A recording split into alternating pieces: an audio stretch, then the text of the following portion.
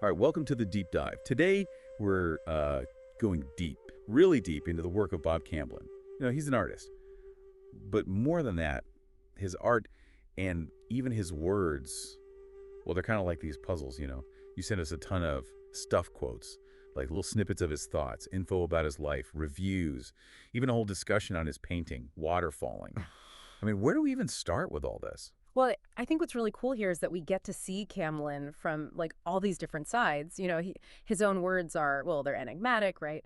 But then we also get to see him through the eyes of people who actually knew him, who saw his art firsthand. It's like getting a 3D view of a truly original mind. Yeah, totally. Like a 3D puzzle, almost. Okay. Okay, so let's start with those quotes, those little brain teasers he left behind. This one, for example. Fortunately, some things remain forever, or another 10 years, perhaps. And then this one. Look into the atom, you get what you need. Look into magic, and you get what you need. Philosophy and art are in both. I mean, what do you even make of that? Okay, so the first one, right? It's like he's certain, but also kind of not. Forever or another 10 years. It's funny, but also kind of deep. Like he knows nothing really lasts, but there's still this hope, this clinging to something permanent. And then the second quote, whoa, it's like he's saying it doesn't matter if you're looking at the tiniest thing, an atom, or something huge and mysterious like magic, philosophy, and art. They're the tools we use to make sense of it all. Right. It's like he sees these connections between things that we usually keep separate. Science, magic, philosophy, art. Like they're all just different ways of looking for the same truth, maybe. Yeah. And, he talks about this idea of a perfectly average view, like to really see the miracles on both sides. Yeah, perfectly average. It's like he's saying stop looking for the huge, the spectacular, because when you do that, you miss the everyday miracles, the small stuff that's actually amazing when you really stop to think about it. It's like, yeah, supernova's awesome, but so is a blade of grass. Totally. Yeah. And then, I mean, he flat out says that a sixth sense exists without a doubt, like no question about it. It's a Yeah. pretty strong statement. Oh, yeah. It's like he's saying, trust your gut, trust your intuition. Don't just rely on what you can see and hear and touch. There's something more, something deeper. And, as an artist, that resonates, right? Because so much of creativity comes from that place, from that feeling, that knowing that you can't always explain. Right, that instinct.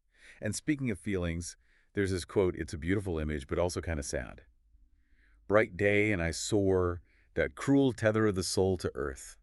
It's like you want to fly, you want to reach for something higher, but something's holding you back. Yeah, it's so human, right? That tension between our dreams, our aspirations, and the reality of what, well, being stuck here on Earth. I think a lot of artists feel that, trying to capture something ethereal, something beyond, but always being pulled back by the physical world, by their own limitations. Absolutely. And then there's this one that really struck me. I cannot tell a lie to myself for very long. It's like he needs that honesty, that self-awareness to create. Yeah, and he talks about finding completion in nature through surrender. It's like you can't force it, the art, the understanding. You have to let go, observe, listen to the natural world. It's about being humble. Right, like surrendering to the creative process, maybe. And then he says, the light is all you need. It's simple, but Yeah. powerful. And he seems to believe that we can evolve, we can grow through effort, through belief. Yeah, the light, it could be so many things, right? Inspiration, truth, a guiding force. But the key is it takes work. You got to put in the effort and you got to believe. It's like that saying, faith without works is dead. It's both the doing and the believing. Totally. Okay, there are so many contrasting ideas in his quotes. Like, on one hand, he talks about balance and freedom, but then he also says that love can turn into indifference, like as a way to protect yourself. And he sees these extraordinary things in the most ordinary places, always searching for the forgotten, the overlooked. It's like he's holding all these opposing ideas at the same time. Exactly. And that's what makes him so fascinating. He's not afraid of complexity. He sees the world and all its messy, contradictory glory. And, that idea of love turning into indifference, it's sad, but also kind of real. Sometimes we have to build walls to protect ourselves. Yeah, I get that. Okay, his views on art, they seem to change over time, too. At first, it's art for art's sake, like art for its own beauty. But then it shifts to something more personal, more urgent.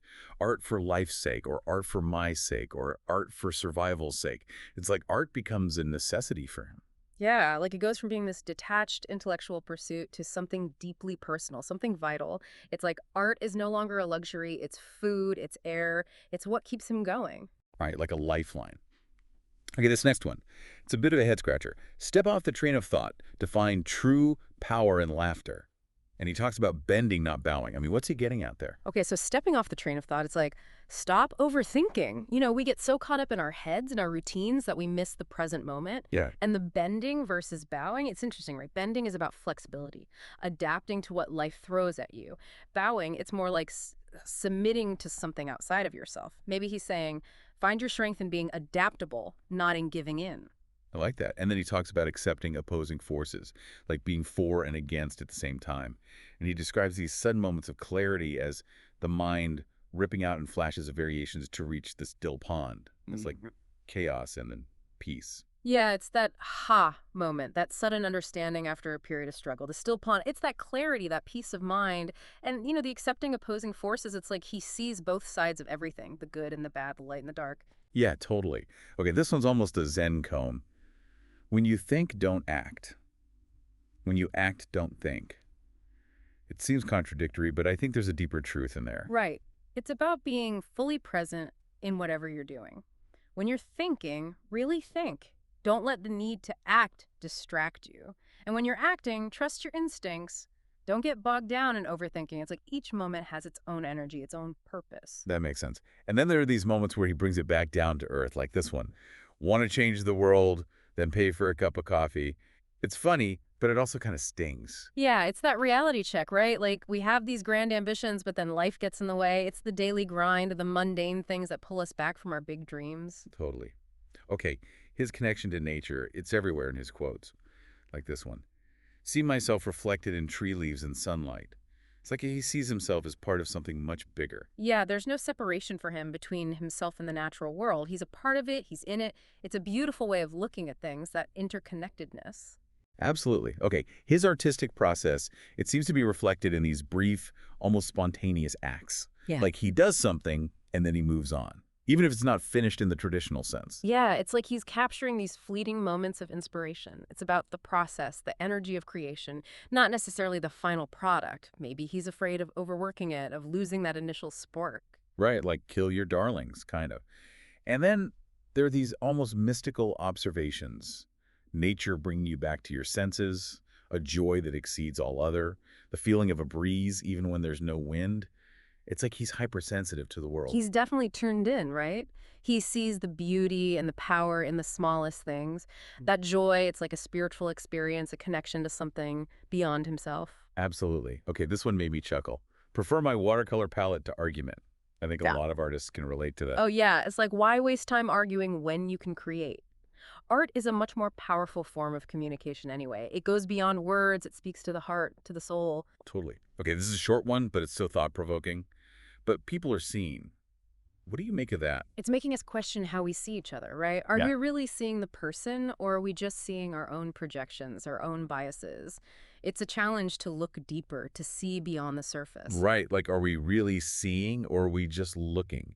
And he often addresses Mother Nature directly in his art. It's like nature's not just a subject for him, it's a living being, almost a collaborator. Yeah, it's a very personal relationship. It's like he's having a conversation with nature, asking questions, seeking guidance. It's a beautiful way of honoring the natural world, acknowledging its power and its wisdom. Okay, then we have these 5 thoughts crashed at an intersection. It's like a random assortment of ideas, almost stream of consciousness. Yeah, it's a glimpse into his mind, right? It's chaotic, but also kind of magical. It's like all these thoughts are colliding, sparking new ideas, new connections. Right, like creative sparks flying. Yep. Okay, his advice on ending arguments with pessimists and optimists, it's hilarious, but also kind of wise. Oh, yeah. With the pessimist, he just agrees with him. Like, yeah, you're right. It's all terrible. And with the optimist, he throws in this random non sequitur about a banana. It's like he's using humor to disarm them, to shift the energy. Totally. And he makes these astute observations about human nature, like how people seem to get smaller as they move further away, and the irony of trying to stop an argument by arguing. Yeah, those are so sharp, so insightful. It's like he's watching us, watching how we interact, and he's pointing out these little quirks, these patterns in our behavior. Right. And then he talks about how learning and communication are not the same thing. It's like, you can know something, but that doesn't mean you can explain it to someone else. Yeah, it's that gap between knowledge and understanding, right? Yeah. True communication is about bridging that gap, creating a shared meaning. Absolutely. He uses these metaphors, the open gate and the broken fence, to describe this ongoing search, this journey without a clear destination, driven by faith. Yeah, it's like he's always searching, always exploring, even if he doesn't know what he's looking for.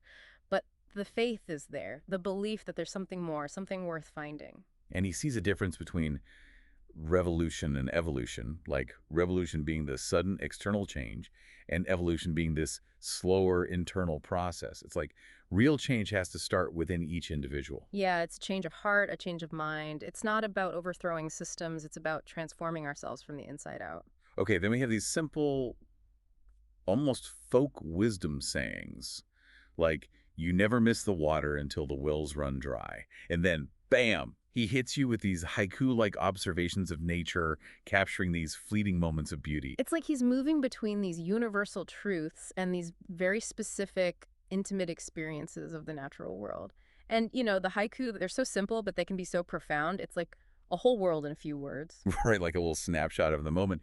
He talks about being an intruder in nature, like he's aware of his presence, of the impact he has. Yeah, there's a humility there, a recognition that we're not separate from nature, but we also have a responsibility to respect it, to tread lightly. And then he sees this trapped fish, and it's like he feels this deep empathy, like he sees the human condition reflected in this struggling creature. It's that ability to connect, to see the universal in the particular. It's like we're all trapped in some way, struggling to break free.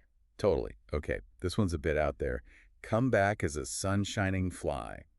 It's playful, also kind of profound. Yeah, it's like death is not the end, it's just a transformation. And who wouldn't want to come back as a sunshining fly? It's pure joy, pure light. Right. Okay. His observations of nature, they're so detailed, so vivid.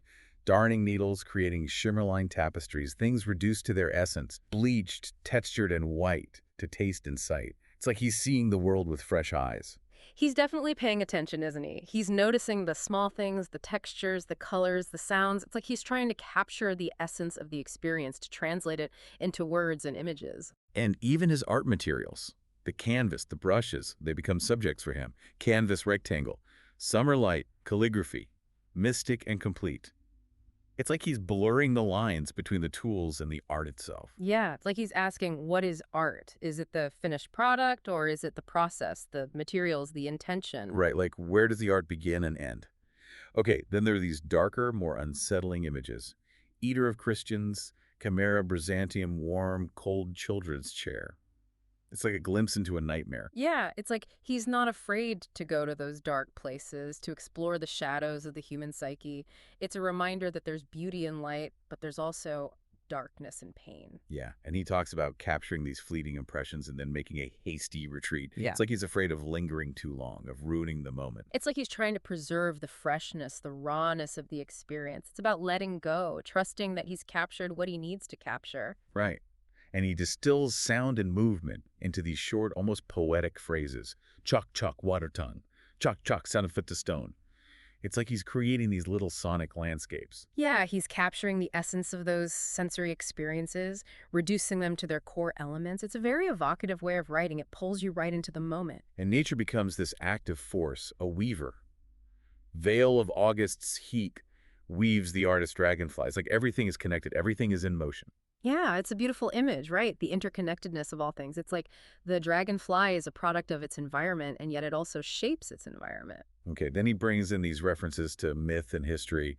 Fall, waxen feathers, flowers of burning petals, Ra, Ra, Icarus. It's like he's drawing on these universal stories, these archetypes, to add another layer of meaning. Yeah, it's like he's connecting his own experiences, his own observations to these timeless narratives. It's a way of grounding the personal and the universal. And he asks these questions of nature, almost like a child.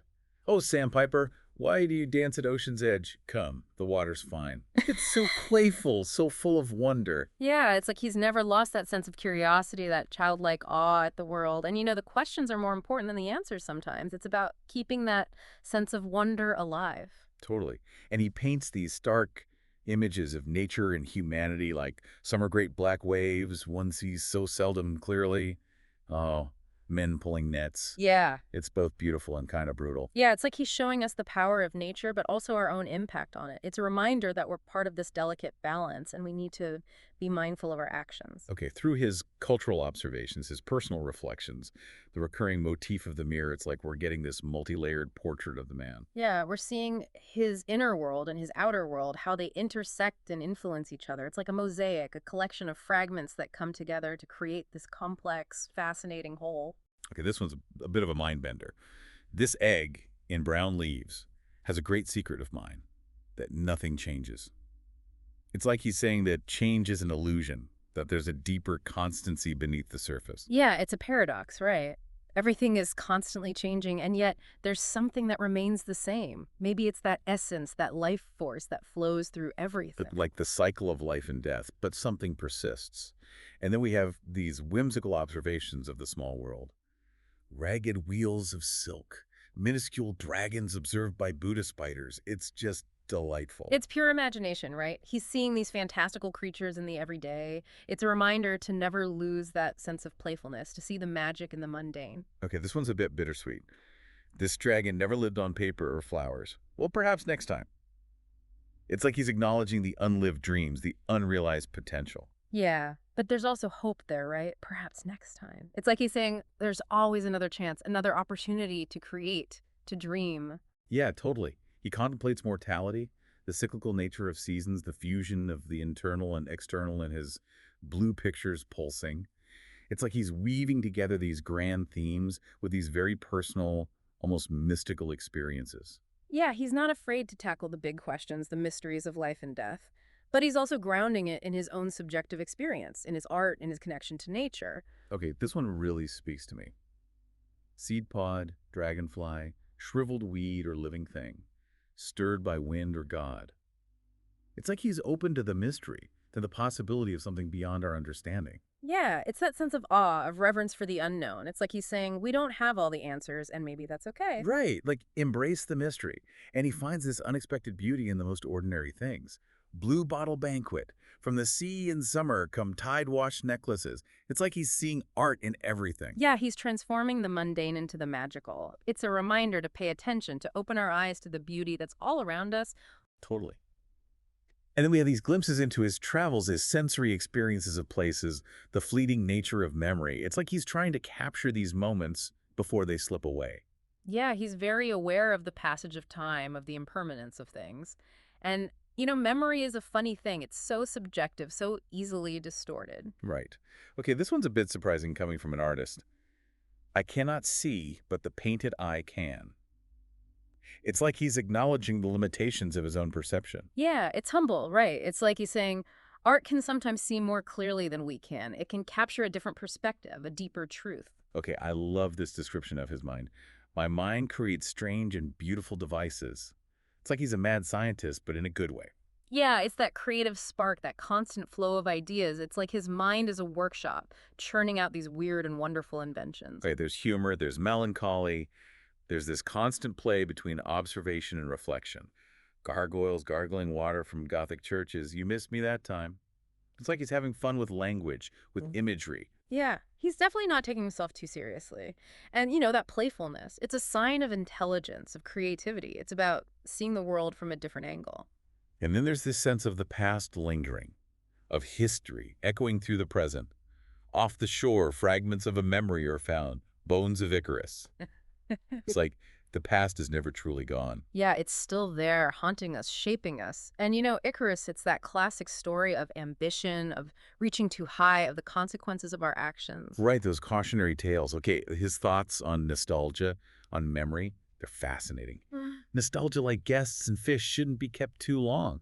It's like, don't dwell on the past, live in the present. Yeah, it's a healthy perspective, right? It's good to remember, to learn from the past, but don't let it hold you back. Okay, he sees the artist as a free agent, uncommitted to anything but their own desire. And he talks about participatory art, like art that involves the viewer, that breaks down the boundaries between artist and audience. It's pretty ahead of his time. Yeah, he was definitely thinking outside the box, challenging the traditional way of viewing art. And, participatory art is huge now. It's all about that interaction, that collaboration between the artist and the audience. Totally. Okay, his definition of religion, it's interesting. Religion is belief. Hmm. And he connects that to how we perceive art, how we see ourselves. It's like belief shapes our whole reality. Yeah, it's our lens, our filter. It influences how we interpret the world, how we make sense of things. And art, it can challenge those beliefs. It can open our minds to new possibilities. Right. And he sees this duality in everything, even in things like faith, discipline, communication. Like they can be positive forces, but they can also be used for negative ends. Yeah, it's about balance, isn't it? It's about recognizing the potential for both good and bad in everything. Okay, then he throws this out there. Art is and it isn't, and now everyone knows. Love art.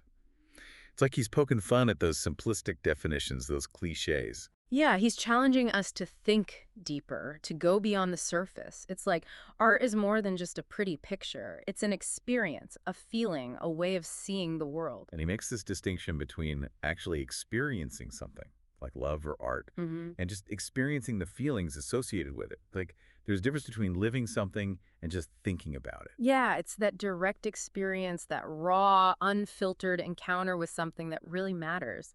It's about being present, engaged, fully immersed in the moment. Okay, this concept of resist and submit, he illustrates it with this figure four. It's like knowing when to push back and when to let go. Yeah, it's that dynamic tension, that balance between strength and surrender. It's about finding the right approach for each situation, knowing when to fight and when to flow. And he keeps coming back to this idea of stepping off the train of thought, of being present, mindful. It's like a core principle for him. Yeah, it's about quieting the mind, letting go of the constant chatter, and just being here, now. Okay, he has this rather cynical view of historians romanticizing artistic madness. It's like he's calling BS on that whole tortured artist stereotype. Yeah, it's a reminder that creativity doesn't have to come from suffering. It can come from joy, from curiosity, from a deep love of life. And he encourages us to train our perception, to balance intuition and logic, to find that sweet spot between believing and knowing. It's like there's a whole spectrum of understanding, and we need to use all our tools to explore it. Yeah, it's about being open to all the different ways of knowing, the rational and the intuitive, the scientific and the mystical. Okay, his views on history, on cynicism, on how understanding something can sometimes take away its magic, it's like he's wrestling with these big ideas, these fundamental questions about knowledge and wonder. Yeah, and he's not afraid to challenge the status quo, to question the way things are. It's like he's saying we need to keep that sense of wonder alive even as we learn and grow. Okay, his concept of pushing up, this slow, steady growth like a tree, it's a beautiful analogy for personal development. Yeah, it's about patience, perseverance, trusting the process. It's like you can't force growth, it happens in its own time. And he frames everything in paradox, like draw, teach, search, reveal, always framed in paradox. Hmm. It's like he sees the inherent contradictions in everything. Yeah, it's about embracing the complexity, not trying to simplify things down to black and white. Okay, I love this one. A legless man who teaches running. That's his analogy for a critic. It's brutal, but it's also kind of funny. Yeah, it's definitely a jab at those who judge art without understanding the process, the struggle, the joy of creation. Okay, his belief that the human need to make marks predates weapons, it's profound. Yeah. It's like art is in our DNA. It's part of what makes us human. Yeah, it's that innate desire to create, to communicate, to leave our mark on the world. And he sees this connection between intention and quality. Like the artist's intention shapes the art, for better or worse. Yeah, it's not just about skill, it's about purpose, about having something to say. Okay, his thoughts on the art world, on historians, on the dangers of facility, it's like he's both part of it and outside of it. Yeah, he's definitely a critical observer, but he's also deeply engaged. He sees the flaws, the contradictions, but he also sees the beauty, the potential. And he has this provocative statement, the visual arts have finally become non-visual. It's like he's saying, art is no longer just about what we see, it's about ideas, concepts, experiences. Yeah, it's a challenge to the traditional way of thinking about art. It's like art can be anything, it can be everywhere. Okay, his understanding of Zazen, his encouragement to approach art as a game, his different categories of drawing, it's like he's created his own artistic philosophy. Yeah, it's a unique blend of Eastern and Western influences, of traditional and modern ideas. And he emphasizes the nonverbal, the intuitive, the personal. It's like art is about finding your own voice, your own way of expressing yourself. Yeah, it's about trusting your instincts, letting go of the rules, and just creating. Okay, his paradoxical advice on seeing, failing, and success, it's a reminder that the journey is more important than the destination. Yeah, it's about learning from our mistakes, embracing the unknown, and finding joy in the process. And his understanding of language, of writing, it's fascinating. He sees the limitations of words, how they can sometimes get in the way of true understanding. Yeah, it's like words can only take us so far. Sometimes we need to go beyond language to experience things directly. Okay, his encouragement to recreate rather than just learn to draw, his belief in the power of the Zazen mind, his directive to resist mere learning in favor of feeling, thinking, experiencing. It's all about going deeper, pushing beyond the surface. Yeah, it's about engaging with the world in a more holistic, embodied way. Okay, his idea is about understanding without learning anything new, the concept of we are always the Buddha, the interconnectedness of everything. It's like he's tapping into these ancient wisdom traditions, but also making them his own. Yeah, he's synthesizing these different ideas, blending them with his own unique perspective. And his thoughts on perception, on the nature of reality, on the limitations of art, it's like he's constantly questioning, exploring, pushing the boundaries. Yeah, he's not afraid to challenge our assumptions, to make us think differently about the world.